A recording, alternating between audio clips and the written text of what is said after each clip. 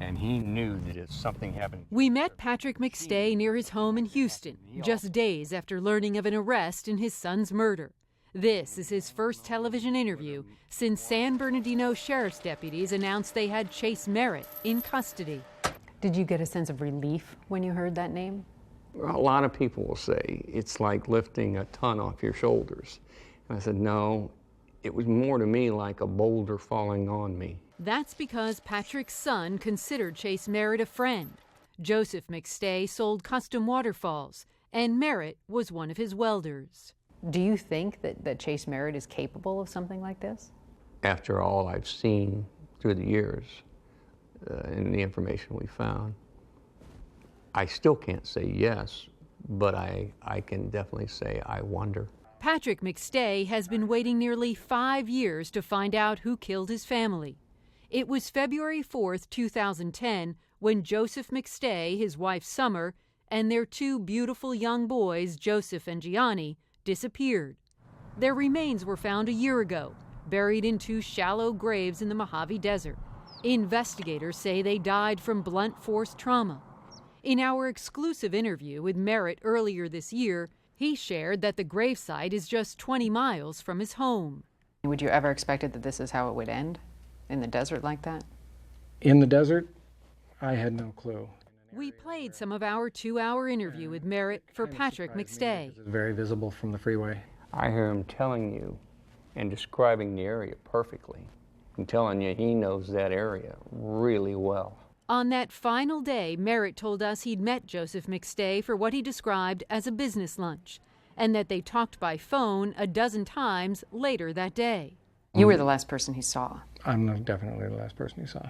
That night in 2010 at 8:28 p.m., Merritt says his phone rang, that it was Joseph calling from his cell phone.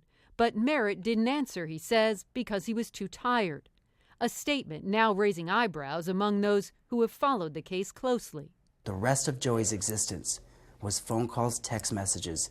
So if I want to make you look like you're alive for several hours, what's the first thing I'm going to do? I'm going to take your phone, I'm going to text, I'm going to call myself. During our interview, Merritt also revealed to us he'd taken a lie detector test soon after the McStays disappeared. He said he never got the results from authorities. Did detectives ask you if you killed Joseph McStay and his family? I don't recall them asking me that. Nothing that direct? Not that directly? No. I don't recall them being that direct. If Chase Merritt did kill the McStay family, Patrick McStay suspects it had to do with money. Joseph had landed a waterfall deal worth $9 million, so Merritt stood to make a lot of cash. But Patrick said his son told him Merritt's work had gotten sloppy, and Joseph was in the market for another welder. Patrick said he last spoke with Merritt earlier this year when the two discussed the books they were writing about the case. Looking back, he says he thinks Merritt was just digging to find out what Patrick knew about the murders. Patrick hasn't seen or spoken to him since. What would you ask him? I wouldn't ask him anything. There'd be one person come out of that room. I mean, a lot of what Chase Merritt said is obviously very suspicious now in retrospect. Could he have done it by himself in one person against a family of four that the kids were little? That's a good question. I think a lot of people are asking that question because police say that he was killed. They were killed at their home. Okay, so that's Chase Merritt. If he did indeed do this against the four of them at the home, then he would have had to take all of them and drive them up to 100 miles north of the home to bury them in the Mojave Desert. Then take the car, their truck, which was found near the Mexico border, 250 miles south, and then somehow figure out a way to get all the way back up 250 miles north again without being seen, so he could be at home for that 8:30 p.m. call where he says that Joseph McStay called him on his cell phone at home, and it did ping off that tower, so his phone was there. The other question, Anderson, is what about Mexico? Because we know that San Diego has that surveillance video of the family, a family that looks like them crossing the border into Mexico. That's why they thought they went willingly. Meanwhile, Chase Merritt had the opportunity there to say, if he did this, that's right, that's them crossing the border into Mexico. Instead, he said it wasn't them, And he had the opportunity there to take them off his track. So he said he didn't think it was them. And the last thing is, he told us that he was the first person at the house after the family went missing.